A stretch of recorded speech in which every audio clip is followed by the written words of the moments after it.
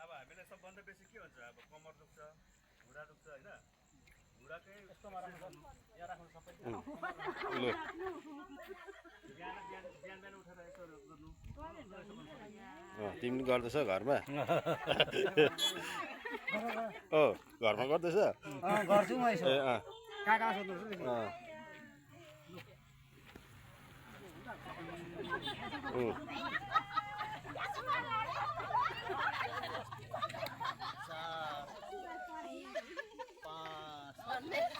यो पन्जाले क्या यो पन्जाले छिटो छिटो छ नि दोस्रो गर्नु सबले सक्नु